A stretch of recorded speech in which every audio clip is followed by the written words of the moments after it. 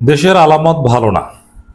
উত্তরার বিমান দুর্ঘটনাকে কেন্দ্র করে দেশের পরিস্থিতি নতুন মোড় নিচ্ছে। পরিস্থিতি ঘোলাটে করার চেষ্টা করছে একটি পহল, নানান দিক থেকে নানান সন্দেহ সংশয়। এই পরিস্থিতিতে সরকার সত্যি বেকায়দায় পড়েছে। সরকারের দুর্বলতা, মিসম্যানেজমেন্ট স্পষ্ট হয়েছে। সরকার এক কথায় কঠিন পরিস্থিতিতে, যার ফলে ডক্টর ইউনূস সরকার, প্রধান উপদেষ্টা নিজে বাংলাদেশের গুরুত্বপূর্ণ 4টি রাজনৈতিক দলের সাথে জরুরি বৈঠক করছেন। এই বৈঠকের খবর গণমাধ্যমে আসার সাথে সাথে এই বৈঠকের খবর নিয়ে তোলপাড়, নানান প্রশ্ন উঠছে। গণমাধ্যমের খবর, প্রধান উপদেষ্টার সঙ্গে 4 রাজনৈতিক দলের বৈঠক। দর্শক, এই বৈঠক কেন?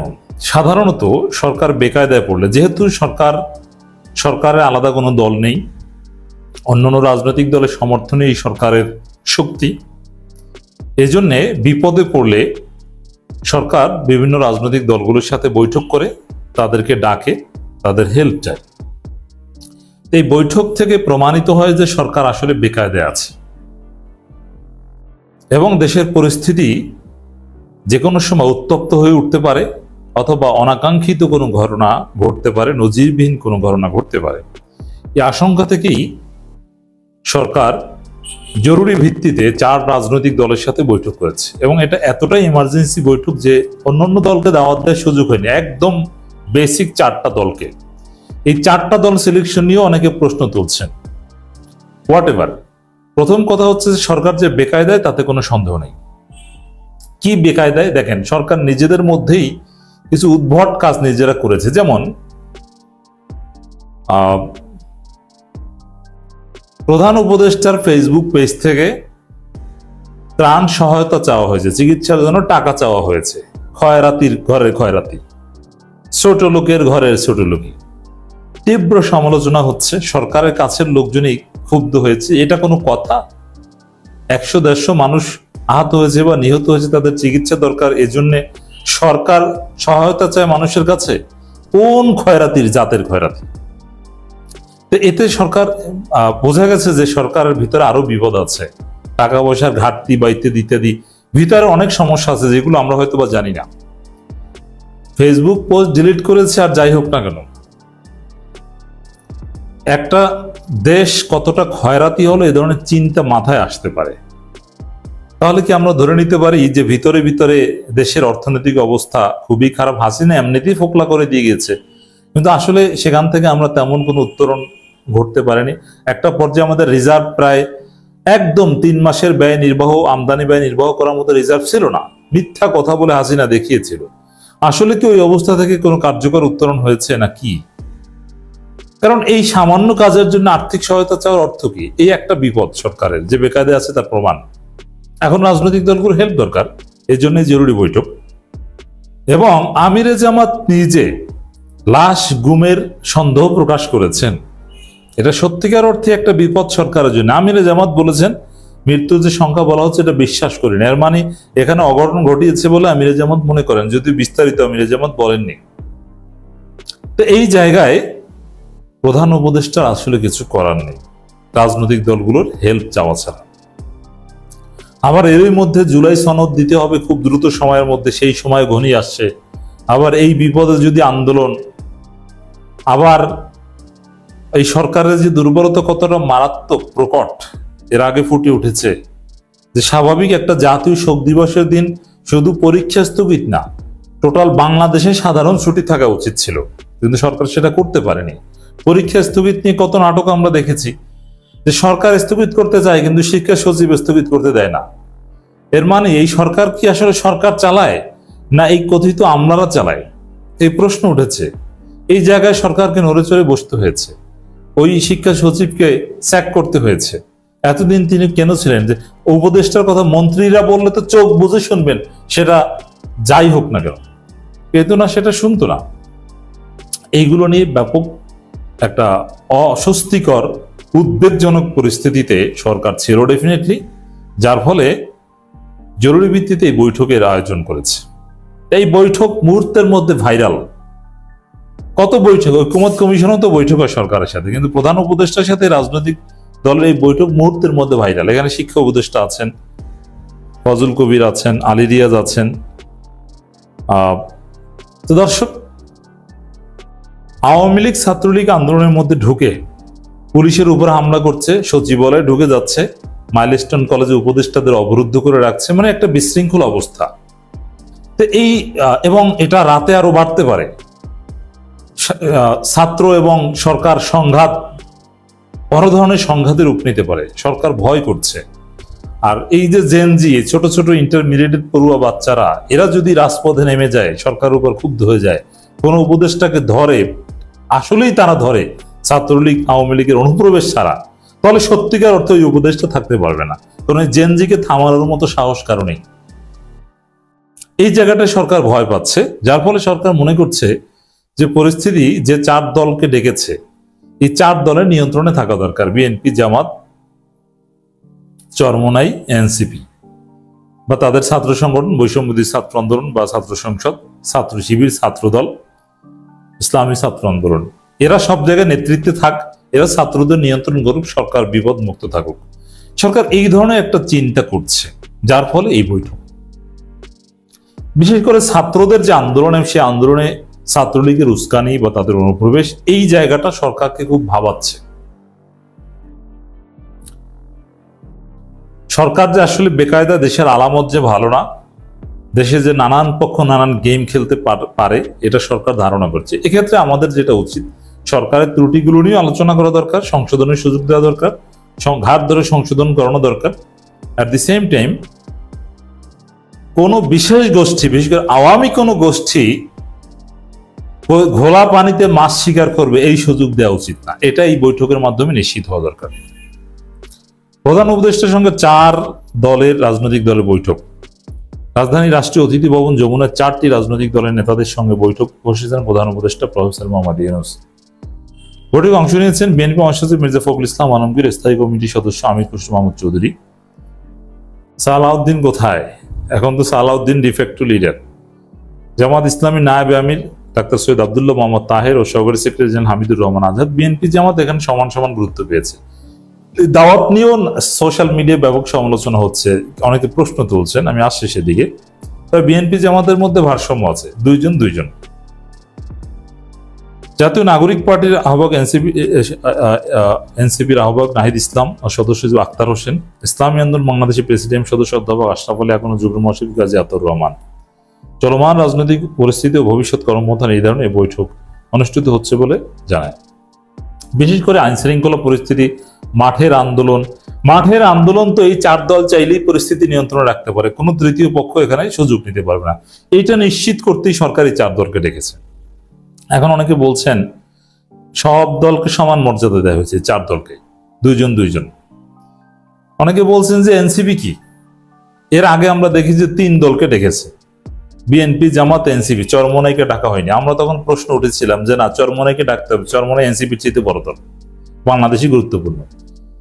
হ্যাঁ, আসলে এই 4 দল বাংলাদেশের গুরুত্বপূর্ণ, কিন্তু এটা অনেকেই মানতে পারছে না। ভিপি নূরের দল বা অনেকেই মানতে পারছে না যে এনসিপি আবার কারা, এরা কিংস পার্টি বলে ডাক পাচ্ছে, এদের নিবন্ধন নাই, কিচ্ছু না। আসলে নিবন্ধন জিনিসটাই একটা ফালতু জিনিস, এটা কিছু না। নিবন্ধন তো জামাতের ছিল না, যে এই কারণে কি জামাত ছোট কিছু না? জামাতেই হাসিনা পতন ঘটিয়েছে, দেখেছেন না? নিবন্ধন থাকা দরকার না। তবে এটা নিয়ে হিংসা করে কোনো লাভ নেই। ইন রিয়ালিটি বর্তমানে বাংলাদেশের 4 বড় দল এটা। এনসিপি চাইলে পরিস্থিতির মোড় ঘুরিয়ে দিতে পারে, তারা যে কোনো পরিস্থিতি নিয়ন্ত্রণ করতে পারে, সমস্যার সমাধান করতে পারে।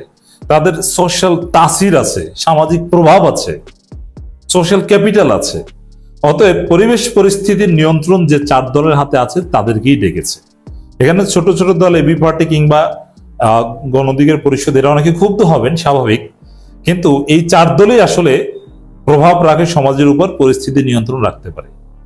বাংলাদেশের উত্তরার দিয়াবাড়িতে মাইলস্টোন কলেজ ক্যাম্পাসে, স্কুল অ্যান্ড কলেজ ক্যাম্পাসে যে দুর্ঘটনা ঘটেছে, প্রশিক্ষণ বিমান বিধ্বস্ত হয়েছে, সমগ্র পৃথিবী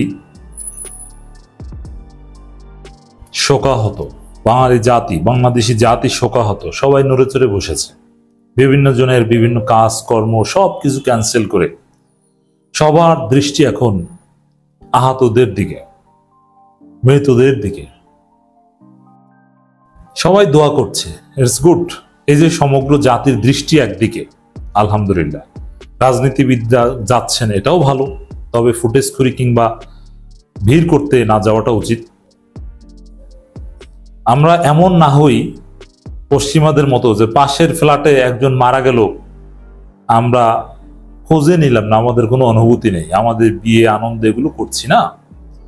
এই যে রাজনীতিবিদদের যাওয়া, তাদের প্রোগ্রাম ক্যান্সেল করা, এই জিনিসগুলো ভালো, যে না আমরা জাতি হিসেবে শোকাহত, একে অপরের পাশে আছি, এটা নেগেটিভ নয়।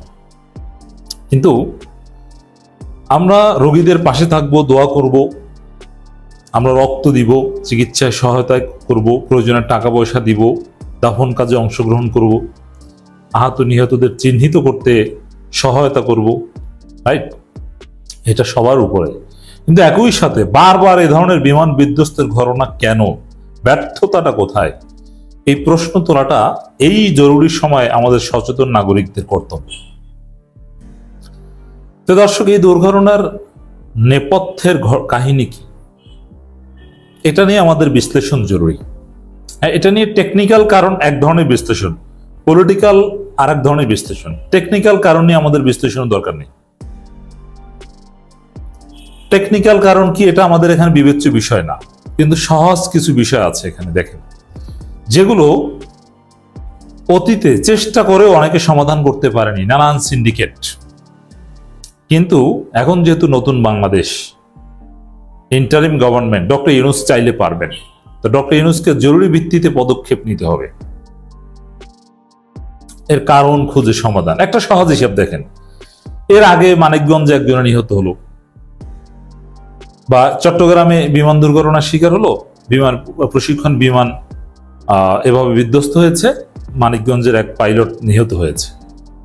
এবং এবার এক দক্ষ এক পাইলট, যেটা খোঁজ খবর নিয়ে জানা গেছে যে পাইলট নিহত হয়েছেন, তিনি অত্যন্ত দক্ষ এবং ভালো মানের একজন পাইলট, যার প্রশিক্ষণ প্রায় শেষ হয়েছিল এবং তিনি একা বিমান নিয়ে বের হওয়ার মতো যোগ্যতা রাখেন।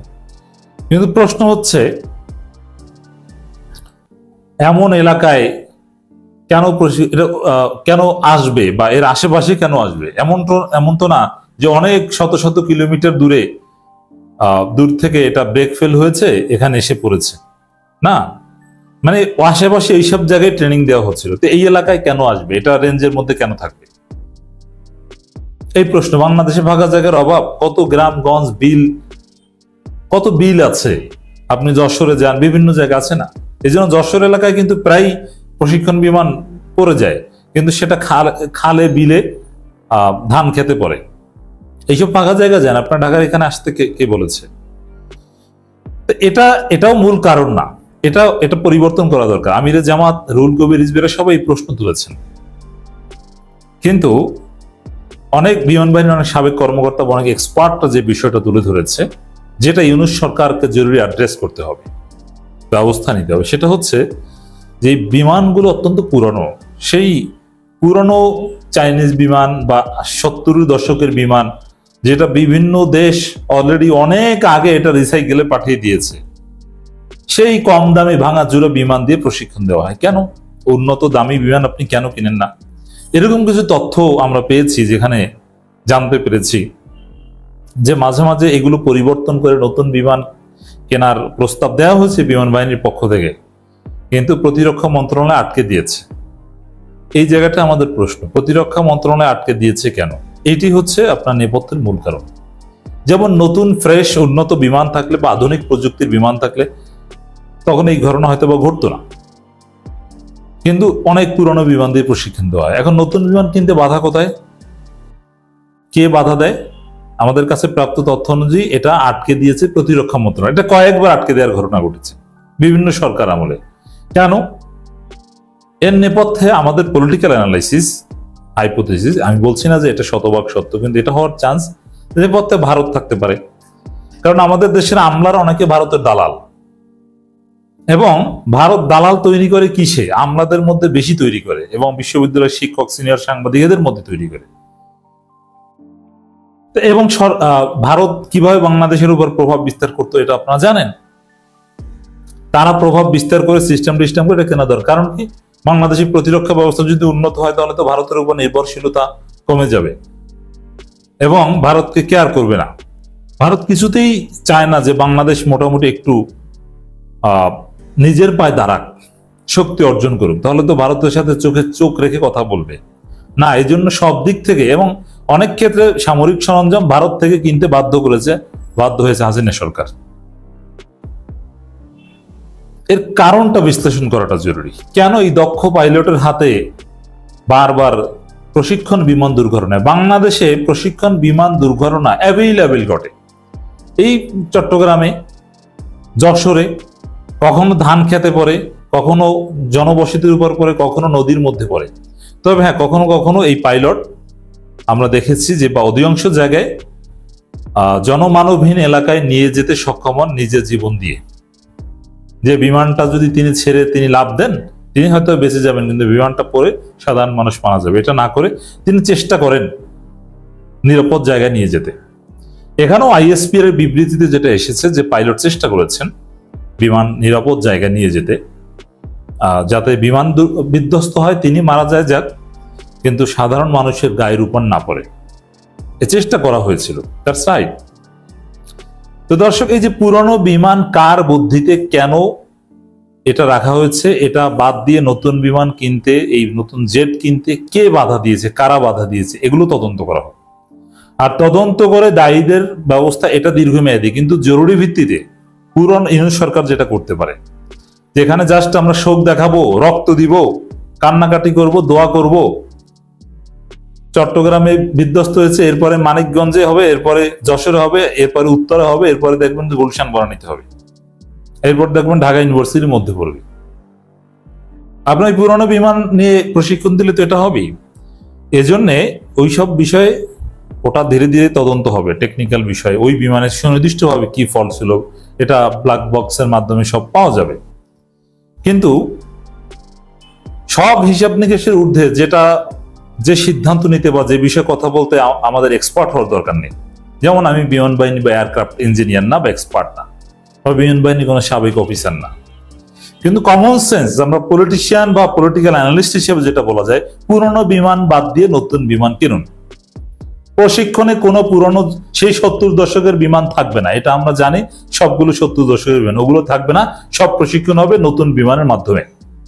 পশ্চিমা দেশের উন্নত, ফ্রান্স থেকে আপনি, জার্মানি থেকে কিনেন, অথবা চাইনিজ নতুন মডেলেরটা কিনেন, আপনি সেই পুরনো মডেলটা বাদ দিতে হবে। ইউনিট সরকারের প্রতি আমাদের জনগণের সাধারণ দাবি এটা, যে সেই পুরনো বিমান টিমান বাদ দিয়ে নতুন জেট কিনেন, যার মাধ্যমে প্রশিক্ষণ দেওয়া হবে। যান্ত্রিক ত্রুটি দিন শেষে বের হয়ে আসবে, যান্ত্রিক ত্রুটির কারণে বিধ্বস্ত, এটা তো আমরা বুঝি। এখানে তো কোনো ষড়যন্ত্র না যে পাইলট ইচ্ছে করে ওখানে লাগিয়ে দিয়েছে, না, ইচ্ছে করে ভয়ে মরার কথা না। যান্ত্রিক ত্রুটি পুরনো বিমানের কারণে। অতএব সহজ কথা, পুরনো বিমান বাদ দিন, নতুন বিমান কেনেন। পুরাতন মডেলের বিমানের কারণেই আজকে এই ঘটনা, নেপথ্যের কারণে এটি। এর চাইতে বেশি আমাদের সাধারণ জনগণের জানার দরকার নেই। আমরা নতুন বিমান চাই।